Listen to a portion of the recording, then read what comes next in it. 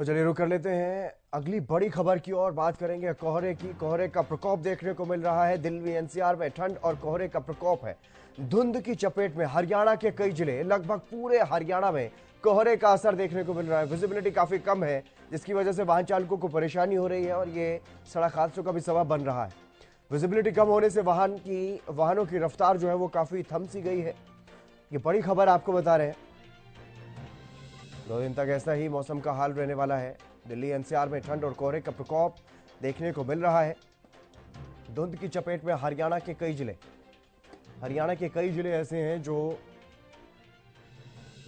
बहुत ही ज्यादा धुंध की चपेट में हैं। और ये 4 तस्वीरें आप देखिए, गुरुग्राम, हिसार, रेवाड़ी और फरीदाबाद की तस्वीरें हैं। गुरुग्राम, हिसार, रेवाड़ी और फरीदाबाद में घना कोहरा जो है वो देखने को मिल रहा है। किस तरह से यहाँ पर अगर रिहायशी इलाकों की भी बात करें तो कितना कोहरा दिखाई दे रहा है, और उसके बाद जब हाईवे पर पहुंचते हैं तो और भी ज्यादा कोहरा जो है वो दिखाई देता है, जिसकी वजह से विजिबिलिटी काफी कम है।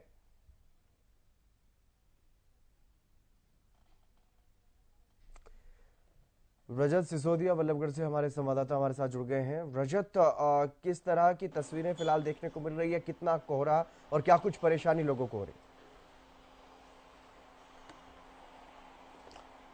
जी हितेंद्र, मैं आपको बता दूं, कोहरे से एक काफी मोटी चादर जो चारों ओर है दिखाई दे रही है और कहीं ना कहीं आप देख पा रहे होंगे जो विजिबिलिटी है वह किस तरीके से कितनी कम यहाँ पे है।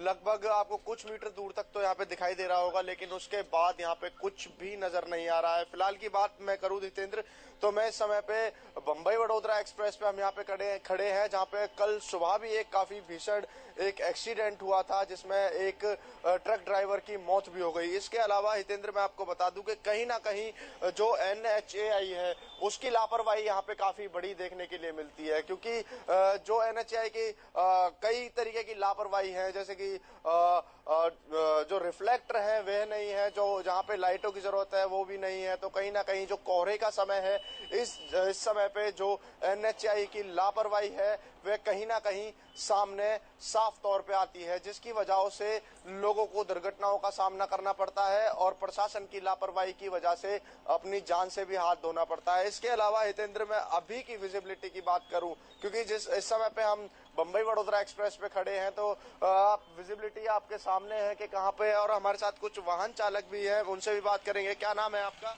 सौरभ नाम है जी मेरा। सौरभ, धुंध किस तरीके से पड़ रही है और विजिबिलिटी में कितनी परेशानी है? सर बहुत दिक्कत हो रही है आने में, इतना ज्यादा धुंध हो रही है कि सामने से 2 कदम के आगे का बंदा दिख नहीं रहा है, गाड़ी नहीं दिख रही। जैसे कि ट्रैक्टर है, इनमें पीछे लाइट नहीं होती तो बहुत ज्यादा एक्सीडेंट होने के चांस है। अभी मैं आ रहा था तो यहाँ से एक बाइक वालों पे, गाड़ी वालों ने ऐसी टक्कर मारी है, बाइक पे लाइट की दिक्कत होती है, उन्होंने अभी 2 गाड़ी मेरे सामने ठुकी है। तो अब मैं बोलना चाह रहा हूँ कि सेम इसी दिन पिछले साल मेरे मामा का एक्सीडेंट हुआ था, ट्रैक्टर में घुस गए थे, ट्रॉलियों में लाइट नहीं होती। सबसे पहली बात तो रोड पे जो ट्रैक्टर चल रहे हैं इनमें लाइट नहीं होती, उसके कारण मेरे मामा की मौत हो गई थी पिछले साल धुंध की वजह से। तो मैं ये बताना चाह रहा हूँ कि मैं वहां से आया 8 सेक्टर से होते बाईपास। पहली बात तो ये सिंगल रूट बना रखा है, टेढ़ी मेढ़ी बाईपास की बहुत बुरी हालत चल रही है। ऊपर से कोहरा, सिंगल रूट में सामने से वाहन आ रहे हैं, साइड में से घुस रहे हैं, उसकी वजह से बहुत ही ज्यादा हमें जाने में दिक्कत हो रही है। और मैं तो ये कहता हूँ इतने कोहरे में ऑफिस स्कूल को बंद कर देना चाहिए, 3-4 दिन के लिए, 5 दिन के लिए, जो भी उनसे हो सके उन्हें बंद कर देना चाहिए, क्योंकि आने जाने में बहुत ज्यादा दिक्कत हो रही है हमें। और सर इतनी सौरभ, रोड पे आप चल रहे हैं, आप ड्यूटी करते हैं? हाँ मैं ड्यूटी करता हूँ। तो आपको कहीं भी कोई रिफ्लेक्टर या लाइट प्रशासन की ओर से, एनएचएआई की ओर से नहीं, बिल्कुल नहीं दिखा, कुछ भी नहीं दिखा जी, नहीं दिखाई? नहीं, बिल्कुल नहीं दिखता। तो जैसा हितेंद्र आप देख रहे हैं कि लापरवाही लोगों के, प्रशासन की लापरवाही लोगों के लिए जानलेवा यहाँ पे साबित हो रही है। हमारे यहाँ पे जो कुछ वाहन चालक थे उन्होंने बताया कि पिछले साल भी कोहरे की वजह से उनके कोई रिलेटिव है वे एक्सपायर हो गए थे। इसके अलावा हितेंद्र मैं आपको बता दूं कि जो कमर्शियल व्हीकल है, जैसे कि बसेस हो गई, या फिर इसके अलावा हम बात की जाए अगर जो अवैध रूप से जो ट्रैक्टर ट्रॉली चल रहे हैं, इसके अलावा ऑटो हैं और काफी जो है, उनके पीछे भी प्रशासन को रिफ्लेक्टर लगाने की उन्हें हिदायत देनी चाहिए, जिसकी वजह से उनको जो आगे पीछे चलने वाले वाहन चालक हैं वह देख पाए। जी हितेंद्र। जी चलिए, बहुत शुक्रिया रजत तमाम जानकारी देने के लिए और वो तस्वीरें दिखाने के लिए, ताज़ा हालात दिखाने के लिए। तो बल्लभगढ़ के हालात आपने देखे, किस तरह से घना कोहरा वहाँ पर है और वाहन चालकों को किस तरह से परेशानियों का सामना करना पड़ रहा है। 4 पहिया वाहन, अगर गाड़ियों की बात करें तो वो उनकी भी रफ्तार काफ़ी स्लो, लेकिन जो बाइक सवार या फिर स्कूटी सवार होते हैं उनको तो ठंड से भी 2 चार होना पड़ता है। कोहरे का सितम अलग।